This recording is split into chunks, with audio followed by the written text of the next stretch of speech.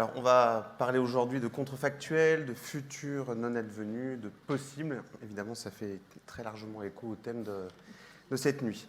Alors, cette réflexion a été menée avec un collègue et ami, c'est pour ça que j'ai mis les ouvrages, Pierre Saint-Garveloux. Il faut l'imaginer à côté de moi, en fait, ce soir.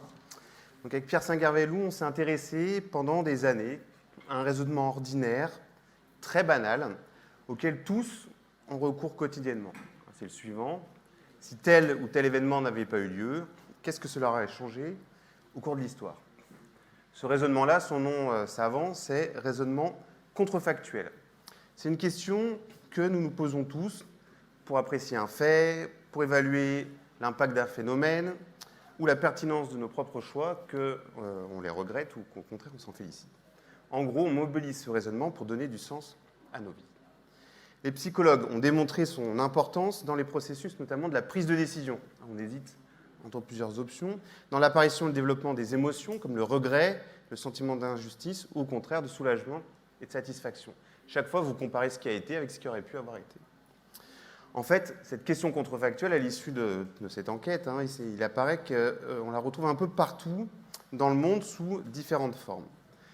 Cette omniprésence du contrefactuel, en réalité, elle n'étonne pas, puisque si on change un peu de discipline, les spécialistes des neurosciences estiment que c'est un mode de raisonnement qui serait propre à l'espèce humaine, qui se logerait quelque part dans le cortex orbitofrontal. Et ce qui est intéressant pour nous, c'est surtout qu'il traduit le rôle de l'imagination dans la saisie de réel. Pour se saisir du réel, on a besoin en fait d'imaginer. Et notamment, disent ces travaux des neurosciences, il jouerait un rôle fondamental dans l'apprentissage. Alors c'est intéressant pour nous ici, parce qu'au fond, ça veut dire que pour apprendre, il faut qu'on se retrouve dans une situation d'incertitude. On a besoin d'incertitude pour développer de nouvelles formes de connaissances. Alors, dans un tout autre genre, le philosophe Henri Bergson a défini de cette manière, cette caractéristique dans les termes suivants que je vous ai mis sur le PowerPoint. L'homme ne peut exercer sa faculté de penser sans se représenter un avenir incertain qui éveille sa crainte et son espérance. Donc, au fond, ça serait cette intranquillité, cette incertitude qui nous distinguerait des autres espèces. Alors, cette affirmation, on peut la mettre un peu en cause. Vous savez qu'aujourd'hui, de plus en plus de chercheurs discutent cette idée d'une séparation absolue entre les humains et les non-humains, mais nous, ce qu'on peut retenir ici, c'est qu'on a affaire ici à un raisonnement, un mécanisme de pensée très ample et très profond. Ce raisonnement, il va prendre des formes très diverses selon les sociétés, mais il va prendre aussi des formes diverses au sein d'une même société. Si on prend la nôtre, il va prendre des formes différentes chez les historiens, les sociologues, les économistes, mais aussi il est très souvent présent chez les artistes et les écrivains. Ils s'en sont tout emparés à travers le genre de l'Uchronie à partir du milieu du XIXe siècle. Et ce type de raisonnement, vous le trouvez beaucoup aussi dans la poésie.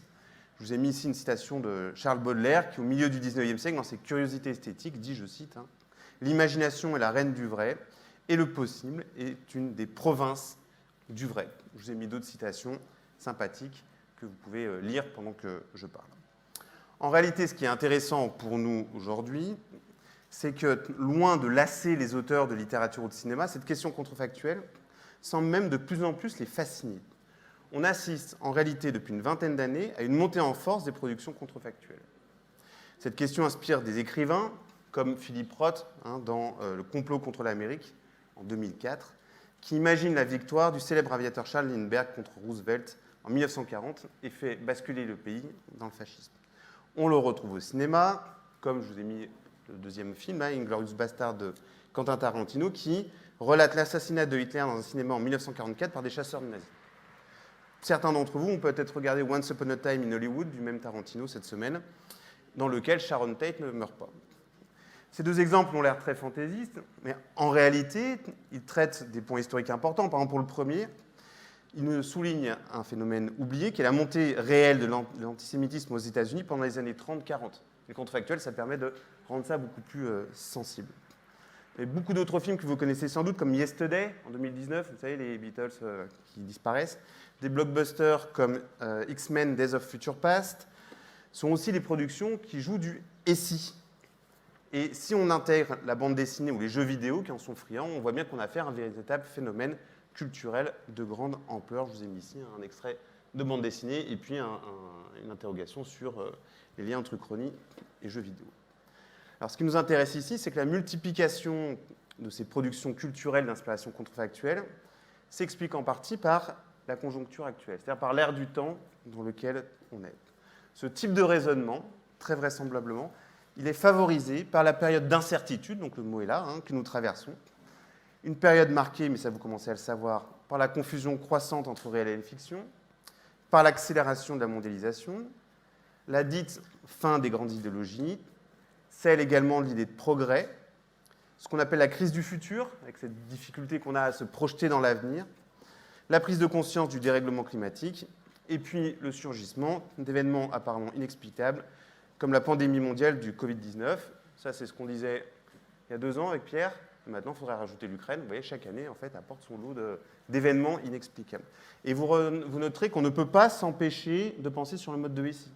Et si le laboratoire de Wuhan, et si les masques, si on avait pris les bonnes décisions en matière de régulation environnementale, etc., etc. Le SI est omniprésent. Autrement dit, le moment semblait propice pour que les historiennes et les historiens, parce que moi je suis historien, s'emparent de cette question qui les concerne en premier chef. Que se serait-il passé si? C'est une question d'historien. On parle du passé. Venons-en à nos historiens. Évidemment, je prends les plus connus, comme ça tout le monde les connaît un peu. Et si vous ne les connaissez pas, c'est vraiment pas grave. Alors, en réalité, les historiens se méfient de ce raisonnement et, plus exactement, ils l'utilisent fréquemment, mais de façon implicite, comme s'ils en avaient un peu honte. Bien souvent, ils disent « je ne voudrais pas rentrer dans » et puis paf, en fait, ils le font. Comme s'il s'agissait d'un exercice littéraire fantaisiste qui contreviendrait aux règles de la discipline. Alors, revenons-en à notre Fernand Braudel, dans son grand œuvre, qui est La Méditerranée et le monde méditerranéen à l'époque de Philippe II, donc le plus grand historien français, en tout cas reconnu comme tel. Il refait l'histoire avec Dessy, sans jamais expliciter cette démarche, au moins une quinzaine de fois. Il y a un chercheur en littérature qui a répertorié tous ces usages. Alors, Braudel l'utilise surtout pour mesurer l'impact des grands hommes et l'importance des structures.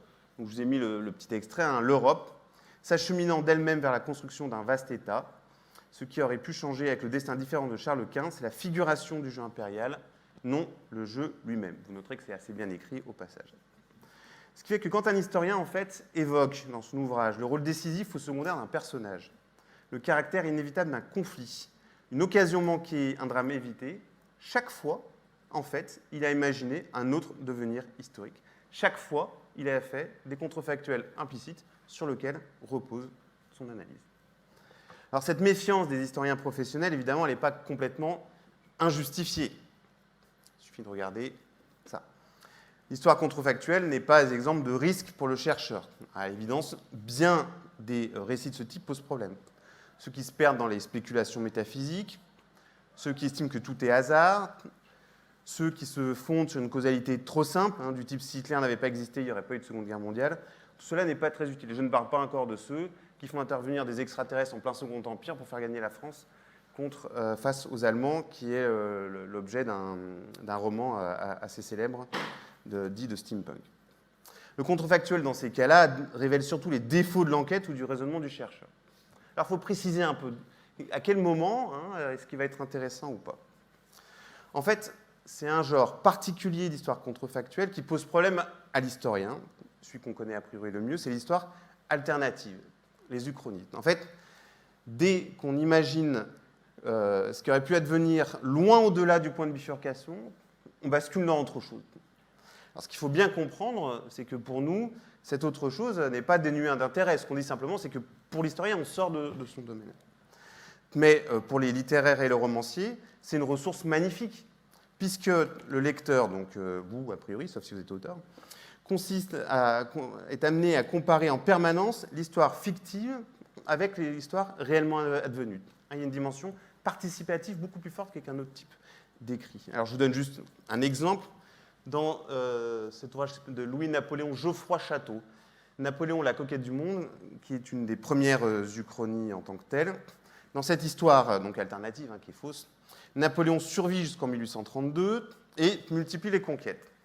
Et à l'occasion de l'une d'elles, il passe devant une petite île, Sainte-Hélène, et là, il va pas bien, il sent pas bien, personne ne comprend dans son équipage. Il dit, qu'est-ce qui se passe? Il fait, non, mais détruisez-moi cette île. Il détruit cette île, personne ne comprend, sauf évidemment le lecteur, qui lui connaît l'histoire réelle et qui fait ce jeu de comparaison. Vous voyez, à travers ce type de clin d'œil, l'Uchronie apparaît comme un texte brisé qui provoque une distinction entre le réel et la fiction, invitant le lecteur à prendre part au récit par son imagination.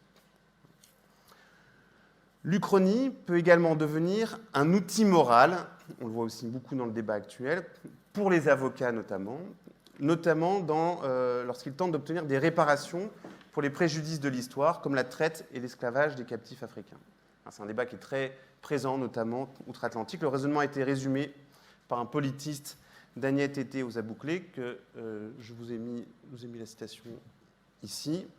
Si les Européens n'étaient pas si avides, dont raisonnement contrefactuel, l'Afrique aurait eu la paix nécessaire pour se développer toute seule, sans être sous-développée par qui que ce soit. Et sur cette base, on a plusieurs experts qui sont livrés à de savants calculs pour essayer d'évaluer le montant des dédommagements, alors c'est des milliards et des milliards, des descendants d'esclaves, en imaginant notamment ce qui se serait passé si ces derniers avaient été salariés.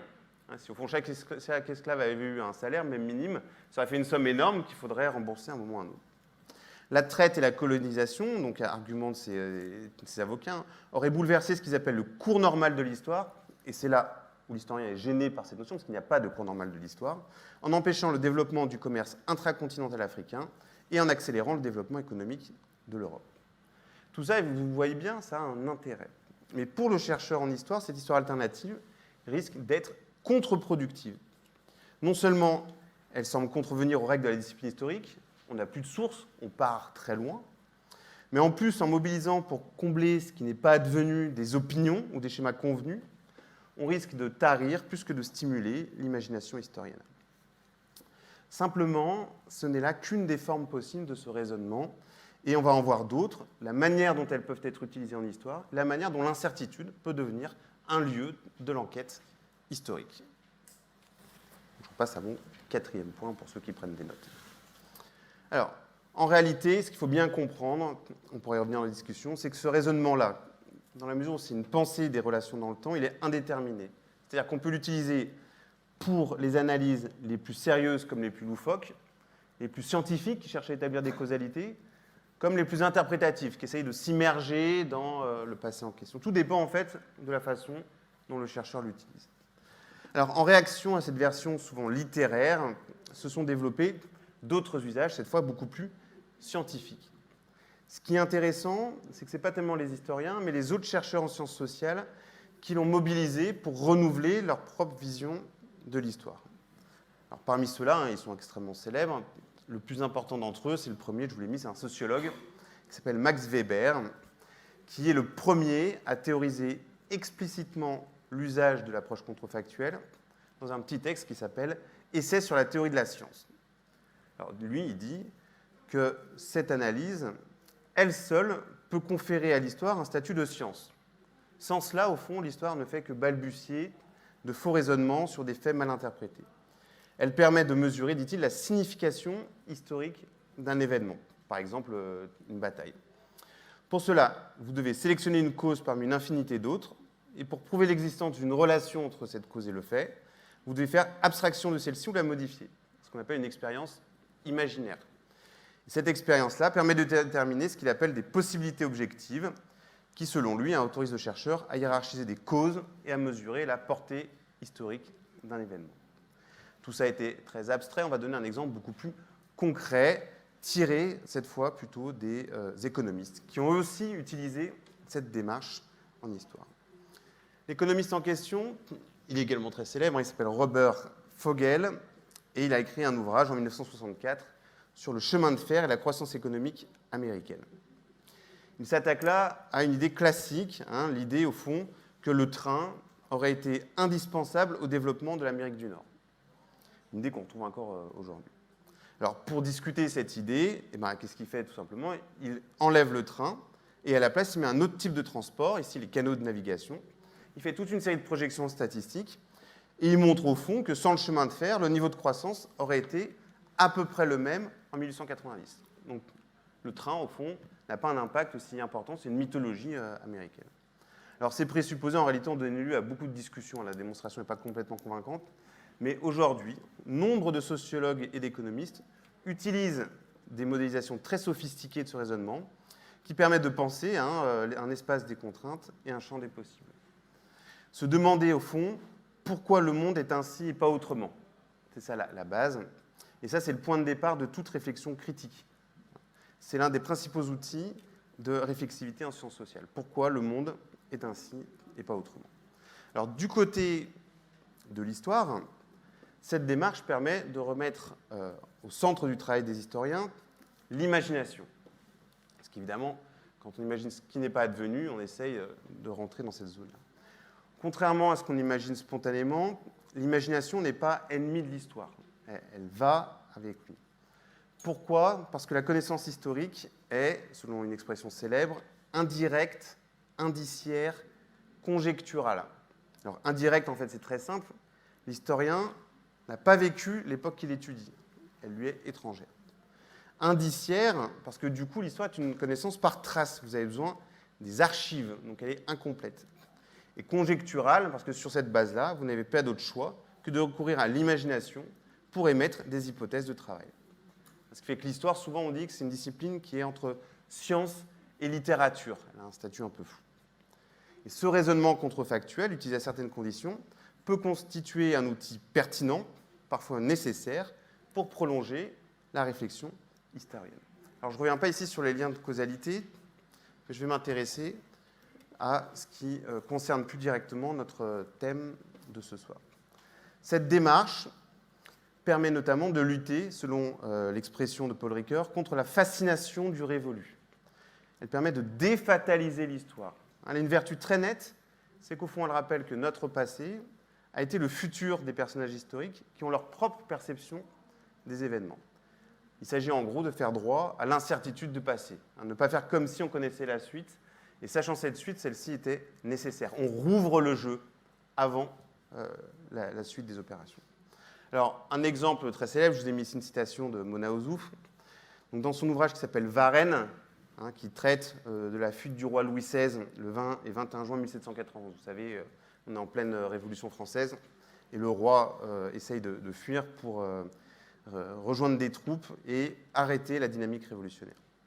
Des troupes l'attendaient, il aurait certainement pu les lancer contre les révolutionnaires et la jeune assemblée constituante. Ce qui fait que le livre est assez fort, puisqu'il est tiré d'un ouvrage qui s'appelle « Ces grandes journées qu'ont fait la France ». En fait, ce que montre Mona Ozouf, c'est que c'est le non-événement de Varennes qui est un événement, et l'historien doit prendre au sérieux la stratégie du roi. Parce que souvent on dit, bon, il a fait n'importe quoi, il ne comprenait rien, etc. Donc elle vous dit ici, si Louis XVI ne comprenait pas vraiment l'enjeu de la situation, la révolution n'était pas encore jouée à ce moment-là. L'historien, dit-elle, doit tâcher de réinterpréter les événements sans la certitude que confère la connaissance de la suite des événements. Ça s'est joué en fait à un quart d'heure, à 10 minutes, on peut retracer ça très précisément. Et ce faisant, il lutte contre ce qu'on appelle la téléologie, c'est-à-dire le fait qu'on connaît la suite, qui donne l'impression que ce qui est advenu était inévitable. Et on rentre au contraire dans la complexité, la richesse, les conflits de ce qui fait la révolution à ce moment-là. L'analyse contrefactuelle montre plus largement que les processus sociaux ne sont pas univoques, que l'histoire est aussi l'objet de choix, d'opportunités, de rapports de force entre différents groupes d'acteurs.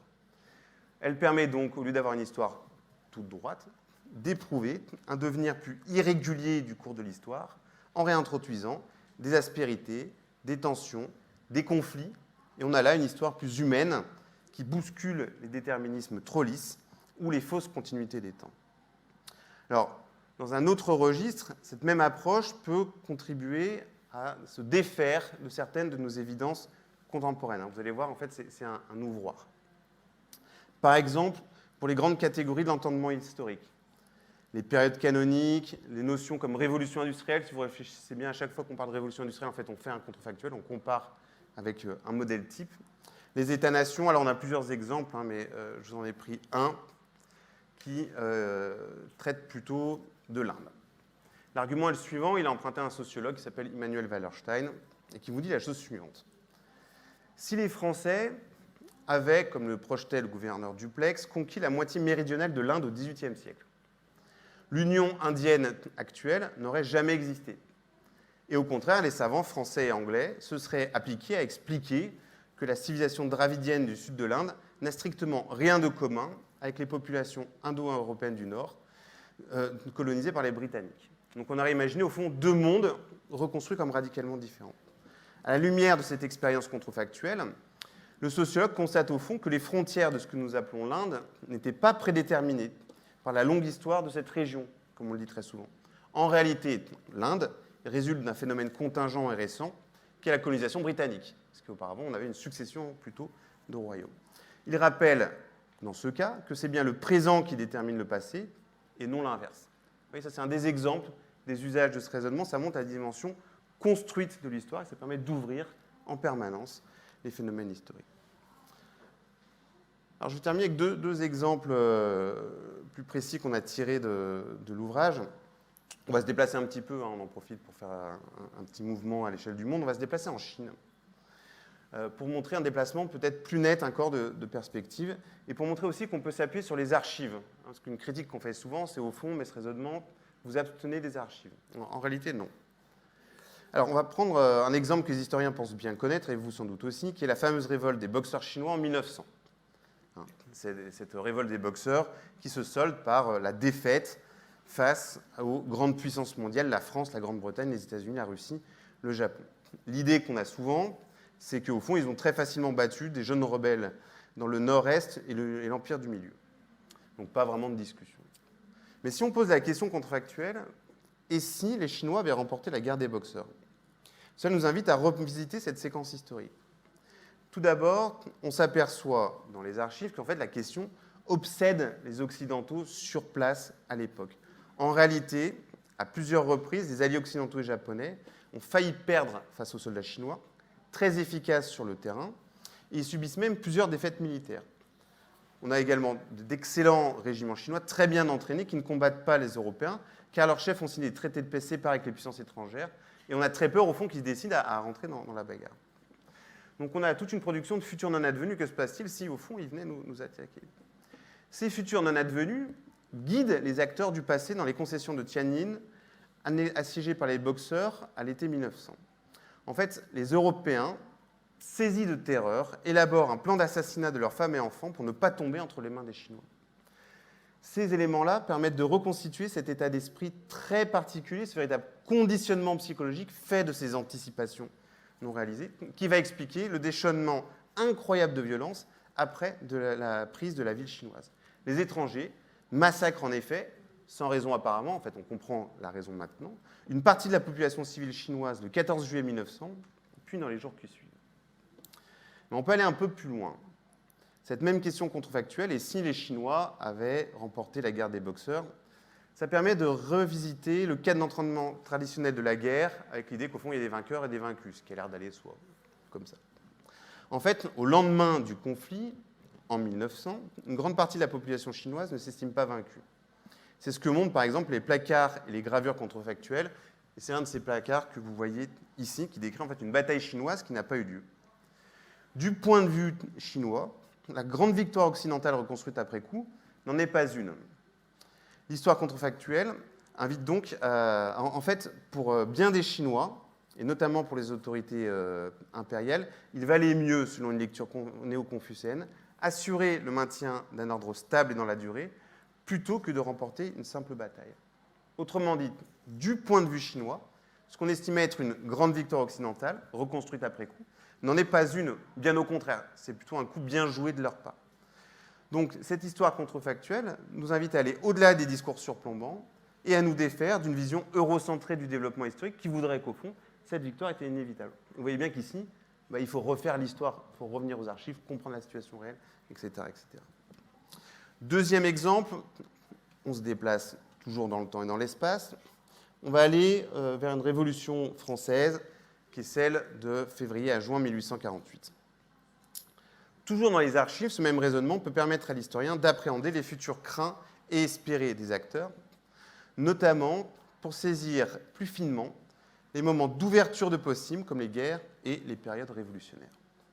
Au cours de ces séquences, où l'histoire semble hésiter, cet outil permet d'observer ce qui se joue indépendamment de la connaissance de la suite, qui souvent recouvre l'analyse après coup.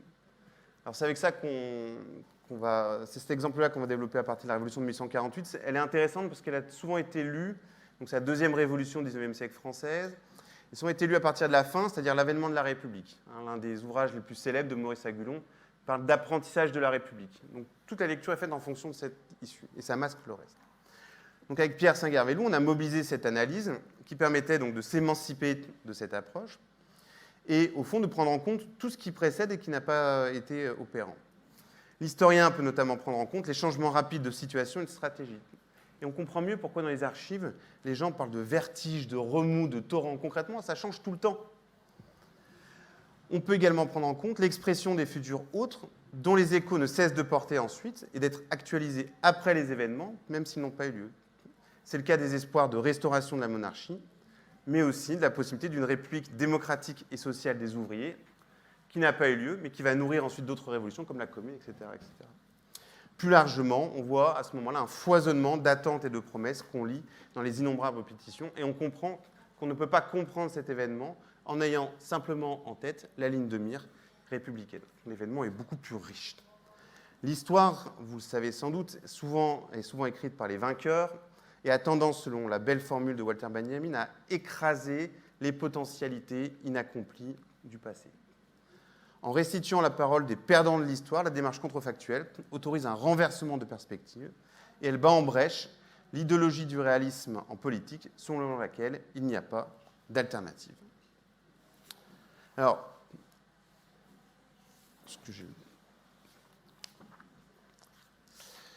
autrement dit, la question des possibles enrichit l'analyse historique et cette démarche permet de faire du possible un domaine d'enquête à part entière de l'historien et des sciences sociales. On a un nouveau domaine d'étude.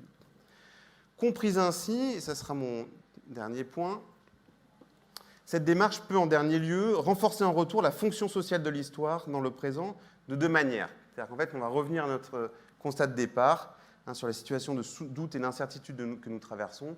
Comment cette démarche, au fond, peut nous aider à y répondre. C'est un thème qu'on trouve souvent dans les conférences, faire face, comment faire face, que faire face à ça, etc. Alors, comment on peut faire avec ça? D'abord, l'exemple précédent l'a montré, en rouvrant les potentialités du passé, cette démarche peut nous permettre de libérer les possibles du futur et donc de réarmer notre capacité d'action aujourd'hui. Ça donne des outils. Je reprends toujours Paul Ricoeur, une grande partie du futur du passé n'a pas été réalisée. Les gens d'autrefois ont eu des rêves, des désirs, des utopies qui constituent une réserve de sens non réalisée et dans lequel certains mouvements sociaux, par exemple, vont plonger pour redonner plus d'importance à leurs projets. Alors, cette façon d'agir peut prendre deux formes. Tout d'abord, lutter contre ce que le sociologue Pierre Bourdieu appelle l'amnésie des commencements. Je le cite, « L'histoire, vous l'avez ici, ferme l'éventail des possibles à chaque instant. On aurait pu ne pas faire du nucléaire, mais on a fait du nucléaire. Il y a des possibles qui sont révoqués une fois pour toutes, plus gravement que si on les interdisait, car on les rend impensables. » L'exemple du nucléaire fonctionne assez bien. Il faut alors, dit-il, retrouver ces moments de départ, restituer les luttes, les horizons, les tensions et les voies non suivies, pour voir que ce qui est présenté après coup comme inévitable est le résultat de tensions et de choix à un moment donné. C'est comme ça qu'on rouvre et qu'on combat le discours de « il n'y a pas d'alternative ». En réalité, quand on dit ça, on fait comme si les éléments dans lesquels on était pris aujourd'hui étaient inévitables, alors qu'en réalité, ils sont le fruit à chaque fois de choix et de tensions. Ça, c'est la première façon de faire. Deuxième façon de faire, en retrouvant ces possibles du passé, en les documentant, l'historien peut restituer un ensemble d'expériences qui appartiennent à notre histoire pour constituer un ensemble de ressources beaucoup plus vaste et moins simple qu'imaginé habituellement lorsqu'on se représente le passé. C'est ce que fait par exemple François Jarige et Alexis Vrignon en rappelant que l'événement final de l'imposition d'énergie comme le pétrole ou l'électricité, dont on dit souvent qu'au fond elle l'a emporté parce que c'était la meilleure, la plus efficace, etc.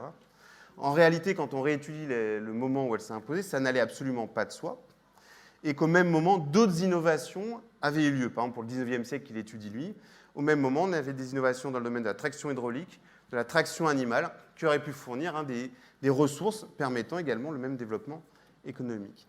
Tout cela, vous dit François Jarige, permet d'aller à l'encontre des discours sur l'inéluctabilité de telle ou telle solution ou l'impossibilité de telle autre, et de repenser des pistes qui avaient été trop vite déconsidérées, alors que probablement elles ont du sens pour nous aujourd'hui dans le cadre des débats qu'on se pose actuellement. On appelle la fonction réflexive. Mais, et puis ça sera mon dernier point, on peut aussi profiter de la dimension qu'on n'a pas eue là, mais on va l'avoir dans 5 minutes, interactive de cette analyse contrefactuelle qui possède une fonction pédagogique. Les enseignants ne l'ignorent pas, les étudiants non plus. Élèves et étudiants y recourent spontanément, parfois non sans malice, pour les déstabiliser. En fait, le raisonnement, la question contrefactuelle, favorise le dialogue et plus précisément la coproduction d'une histoire interactive et vivante. Avec Pierre, on a mis en place ce qu'on appelait des ateliers d'histoire partagée, qui sont fondés sur des questions de ce type et sur un échange avec la salle. Les questions sont souvent: que serait le monde sans la traite atlantique et l'esclavage, ou et si le roi Louis XVI avait réussi à s'enfuir en juin 1791. Sur cette base s'ouvre un espace inédit entre ce qui a eu lieu et ce qui aurait pu advenir, où tous ces éléments sont en jeu, des plus loufoques aux plus sérieux.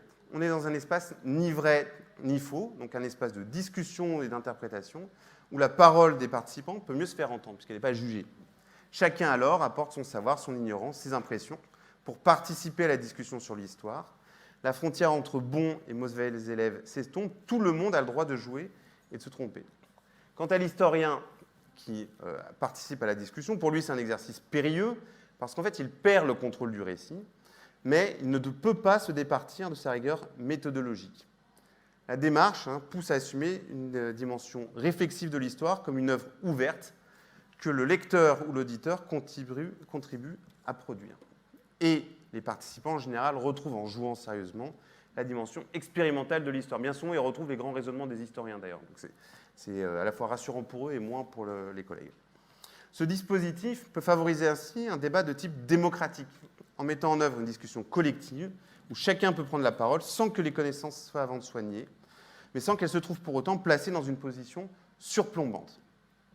Un révolutionnaire de 1789, qui s'appelle Joseph Jacotot, avait théorisé une forme de pédagogie similaire que le philosophe Jacques Rancière a redécouvert récemment. Cette pédagogie postule l'égalité des intelligences et considère que l'éducation comme la liberté ne se donne pas, mais se conquiert. Et la démarche contrefactuelle induit, vous le voyez bien, une forme d'appropriation individuelle et collective du matériau historique et du questionnement historien. Cette forme de débat, au moment où s'exprime à la fois dans la société une demande d'information et de clarification, un besoin de distinguer le vrai du faux de manière non binaire et des modes d'échange plus horizontaux, peut aussi être une manière de répondre aux inquiétudes contemporaines par lesquelles j'ai commencé. Une fois saisis ces logiques et ces enjeux, vous voyez bien, l'étude des possibles du passé permet de déplacer la frontière trop nette entre histoire et littérature, réel et fiction, contingence, déterminisme, et également entre celui qui sait et l'ignorant. En ce sens, cette question des possibles appartient de plein droit à l'enquête historique. En s'ouvrant aux incertitudes du passé, sans rien abandonner de son exigence d'analyse, bien au contraire, elle peut être à l'origine d'une histoire tout aussi documentée, mais plus ouverte, plurielle, défatalisée, capable de contribuer d'une manière renouvelée à l'intellection du présent. Et je vous remercie.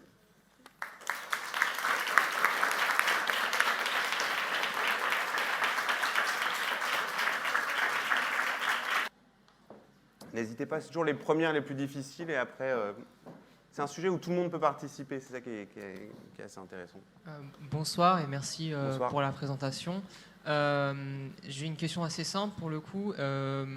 Quelles seraient selon vous en fait, les limites de ce raisonnement contrefactuel en histoire ou même de manière générale en sciences sociales? Voilà. Alors, ça va dépendre en fait de la discipline. En histoire, la conclusion à laquelle on est arrivé avec Pierre, c'est qu'en gros, il ne faut pas s'éloigner trop du point de bifurcation. Plus on s'éloigne, plus on va le remplir avec autre chose et plus on va basculer sur autre chose.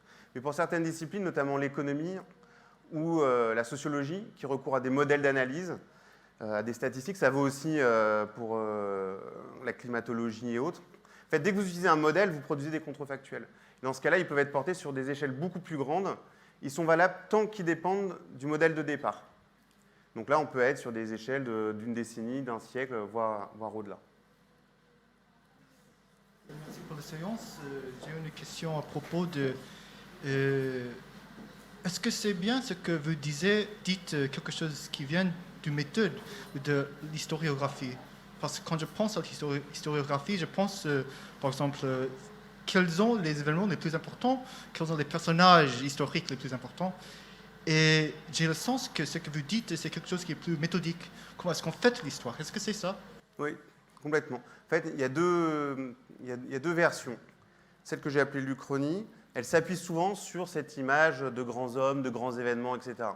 Et c'est celle qui marche le mieux, et c'est normal, parce que pour marcher, il faut qu'elle s'appuie sur une culture scolaire minimale, donc on va retrouver les éléments types d'une grande histoire universelle. Donc c'est pour ça qu'à chaque fois, vous allez retrouver Jésus-Christ, l'Empire romain, Hitler, Napoléon, c'est toujours la même ligne. Donc dans ces cas-là, le contrefactuel consiste à dire si il avait fait autrement, s'il n'était pas mort, etc., quel aurait été le flux de l'histoire. Là, on est dans une version très pauvre de l'histoire. C'est l'histoire des grands hommes, c'est l'histoire des grands événements, c'est celle contre laquelle s'est battue toute l'historiographie depuis les annales dans les années 30. Nous, ce qu'on a voulu montrer avec Pierre Saint-Gréaloux, c'est que, indépendamment de cette question-là, le même raisonnement peut être utile au contraire pour montrer une histoire qui est celle des hommes et des femmes du passé, qui ont des manières de voir différentes, dont les cheminements ne sont pas tout faits, etc., etc. Le même raisonnement peut nourrir une réflexion très pauvre sur l'histoire ou une réflexion, au contraire, très riche et renouvelée. C'est ça qu'on a voulu signaler. Après, moi, ce que j'aime bien, c'est que comme c'est un raisonnement que tout le monde peut mobiliser, c'est un lieu à partir duquel on peut facilement basculer avec quelqu'un qui n'a pas forcément une formation en histoire sur des réflexions assez élaborées ensemble. Et c'est ce que je trouve assez plaisant dans cet outil. Donc, je vais prendre la suite alors, puisque effectivement, moi, issu plutôt de l'éducation populaire, vos ateliers d'histoire partagée, ça me parle, puisqu'on fait aussi des ateliers justement d'écriture d'anticipation, où du coup, inventer de nouveaux imaginaires et de nouveaux mondes possibles pour there is no alternative, pour renverser ces présupposés et cette naturalisation de l'histoire. Donc, j'aurais aimé que vous me donniez un peu plus d'infos sur ces ateliers d'histoire partagée, si vous en faites régulièrement, auprès de qui Alors, nous, au début, on avait commencé à en faire plutôt dans les festivals. Donc, en gros, c'est très simple. C'est comme ici, sauf que c'est vous qui parlez. Mais ce n'est pas forcément moins fatigant pour nous. On met la question, que se serait-il passé si... on part toujours de choses que les gens connaissent a priori. Si Louis XVI avait réussi à partir, on donne les informations de base, sous la forme de chronologie. Et puis, on dit, qu'est-ce que vous en pensez? Donc, en général, ça fait comme maintenant. Là, les gens ne parlent pas trop. Et puis, au bout de 2 minutes, on a qu'une idée. Et puis, l'autre dit, alors moi, j'en pensé à autre chose. Et puis, ça dénoue une parole. Donc, il y a plein de choses qui sortent. Et nous, on a prévu des slides qui vont alimenter certains types d'analyses plutôt que d'autres, mais qui vont alimenter en historien. C'est-à-dire que les gens peuvent dire ce qu'ils veulent. Et nous, on dit toujours, voilà, les historiens, ils ont montré ça, ils ont montré que si, qu'en fait, certains ont telle hypothèse, d'autres telle autre, etc. Et donc, ça lance comme ça un débat. Et alors, ce qui est intéressant, c'est que certains peuvent vous dire, oui, mais là, moi, je ne vous crois pas. Donc, on est obligé de discuter. Qu'est-ce que c'est qu'une source, un travail, etc. D'autres vont dire, moi, dans ma famille, donc on commence à rentrer dans des histoires plus individuelles, qui rappellent que l'histoire, c'est aussi quelque chose qui est vécu par tout le monde. Donc, ça donne un type d'échange comme ça assez riche. Et à la fin, on arrête et on arrive aux conclusions. Sur le cas de Varenne, ce qui est très intéressant, c'est qu'à tous les coups, le public retrouve les grandes hypothèses de l'historiographie, la marxiste, la furétienne et l'ouverture globale contemporaine, à tous les coups. Donc on leur dit, vous voyez, ces raisonnements qu'on présente comme très compliqués, élaborés, en fait, ça correspond à des types de raisonnements assez simples. Après, on l'a proposé dans des classes de 3e, puis seconde et terminale, et là, depuis 3 ans, c'est ce qui est présenté ici, dans les groupes d'histoire, on a un collègue du secondaire et un chercheur qui travaillent ensemble, qui dessinent ensemble une question contrefactuelle qui est liée au programme. Le rectorat accepte de céder 6 séances, et au cours de ces 6 séances, les élèves essayent de répondre à la question en allant en bibliothèque, en s'informant, en discutant exactement comme vous avez dit tout à l'heure, à partir de quand c'est trop loin, à partir de quand c'est intéressant. Donc du coup, ça fait une réflexion épistémologique même de haut vol sur des questions très concrètes qui fait que les élèves se forment assez bien à l'histoire. Il y a une restitution chaque année en Sorbonne, avec devant 300 élèves qui viennent. Et pour l'instant, c'est un dispositif dont les collègues sont extrêmement contents. Donc là, le dernier, on a des élèves qui, en première, étaient capables de comprendre une société coloniale, l'existence de blancs, de métis, la pluralité des régimes de sources, la différence entre un journal intime et une source juridique. Ils avaient produit un faux journal intime, on a eu une discussion dessus. Enfin bon, voilà, c'est assez stimulant, en fait, comme démarche. Donc nous, on continue parce qu'on trouve ça intéressant. C'est sur le boîtehistoire.com Non, l'association s'appelle F93. Ça c'est oui, si on est invité, etc. Bonsoir. Bonsoir. Je suis derrière. Ah oui. J'ai une question concernant les flous de l'histoire. Est-ce que vous êtes intéressé à ça? C'est-à-dire qu'on connaît une date de départ, on connaît 5 ans, ce qui se passe à partir de ce qui se passe 5 ans après, et entre les deux, il y a des historiens qui émettent des hypothèses. Est-ce que vous considérez que c'est du contrefactuel, ces hypothèses-là? Est-ce que ça peut être des hypothèses différentes selon l'historien? Et est-ce que vous êtes intéressé justement à ces flous de l'histoire où finalement on connaît le début, on connaît la fin, mais pas ce qui se passe entre? Oui. En fait, le contrefactuel, plus exactement, c'est un moyen de s'emparer de ces hypothèses et de les assumer, d'aller un peu plus loin. Juste un exemple très concret, je ne sais pas si vous connaissez ce livre très célèbre qui est devenu un film très célèbre qui s'appelle Le Retour de Martin Guerre. Ça dit quelque chose? C'est l'histoire de quelqu'un qui arrive dans un village et qui usurpe la place d'un autre avec l'accord tacite de sa femme, ce qui permet à sa femme d'éviter de perdre son propre domaine. Donc c'est une affaire d'usurpation assez célèbre. Et alors le livre est génial, si vous avez l'occasion de le lire, n'hésitez pas. Le film, c'est avec Gérard Depardieu, qui est aussi très connu.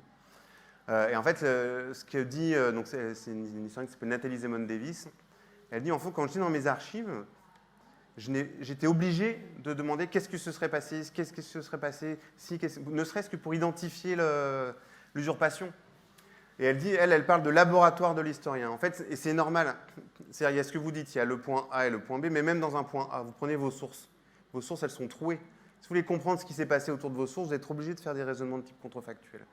Donc elle dit, voilà, j'étais obligé de me demander qu'est-ce qui se serait passé si elle avait refusé de le reconnaître. Qu'est-ce qui se serait passé si le village les avait reconnus? Peut-être que le village les a reconnus. Pourquoi est-ce qu'ils ont accepté? Qu'est-ce qui fait qu'il y a eu un consentement tacite? Parce que ça arrangeait tout le monde, etc., etc., etc. Donc c'est un type de raisonnement qui valide ce que vous appelez le flou de l'histoire, le caractère hypothétique, et qui pousse à le mener plus loin, en fait, tout simplement. Ça vous va comme réponse ou non? Vous irez lire Le Retour de Martin Guerre. Oui, moi j'avais une question. Je ne sais pas si elle est vraiment d'ordre historique, Ouais.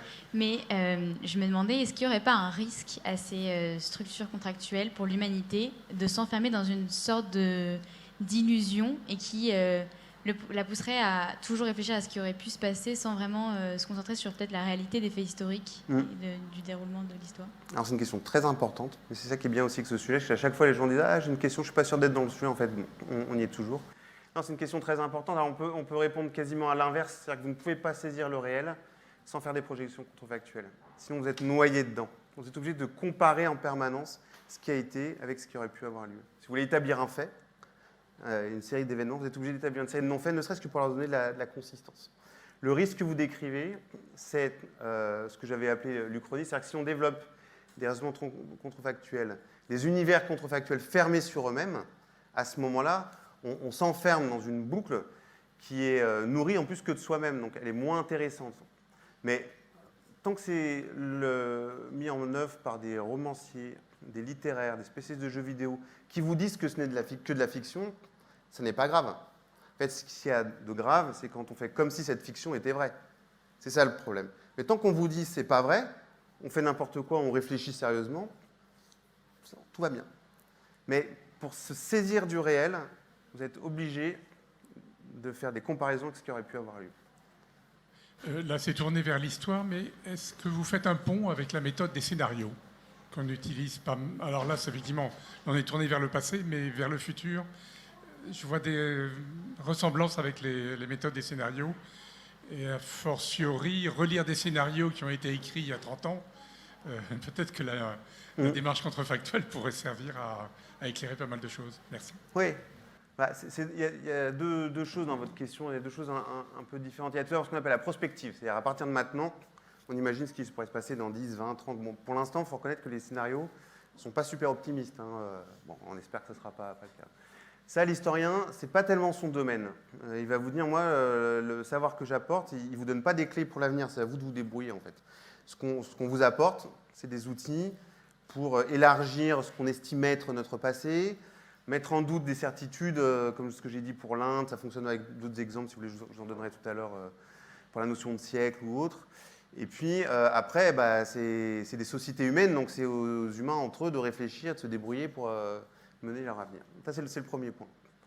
Le deuxième point, qui est très intéressant, c'est ce que vous dites. C'est les prospectives qui ont été faites dans les années 70 dans les années 50. Là, il y a de très importants travaux qui sont faits en ce moment, notamment sur les projections scientifiques en URSS dans les années 30-50. Quelle est la perception du futur dans l'URSS? Là, on rentre dans le domaine de l'histoire. Parce qu'en fait, on essaye de comprendre comment une société a imaginé un futur. Et même s'il n'a pas eu lieu, ce qu'il faut bien comprendre, c'est que les sociétés en question s'organisaient en fonction de ce futur. Donc ça les a bien fait agir. C'est ça qui est intéressant. Ce n'est pas parce que ça n'a pas eu lieu que ça n'a pas d'effet concret sur la vie des gens. Et je pense que nous, aujourd'hui, on est encore là-dedans. On vit dans des anticipations qui font qu'on agit d'une façon plutôt que d'une autre, qui se révéleront probablement fausses dans quelques années. Et c'est ça les deux, c'est là où je ferai une petite différence. Alors en revanche, une fois qu'on comprend ces projections des futurs, on va dire socialistes dans les années 30, ça permet de nous replacer dans notre situation actuelle et de nous dire, bon bah nous, quelles sont les projections qu'on fait qui nous paraissent hyper sérieuses, qui vont se révéler absurdes, fausses, incompréhensibles dans 10 ans. C'est ça ce que l'on appelle la réflexivité, c'est qu'on commence à sortir un peu du bain dans lequel on est, se dire, bon alors qu'est-ce qui se passe, où est-ce qu'on va, comment ça se situe, etc. C'est là où l'histoire peut être utile. C'est une capacité de réflexion, de mise en cause, de réarmement de l'esprit critique. En tout cas, c'est de la façon dont on la présente et dont je la conçois. Je tiens vraiment à vous remercier, Monsieur Delermoz, pour cette conférence et merci pour toutes ces questions. Merci à vous.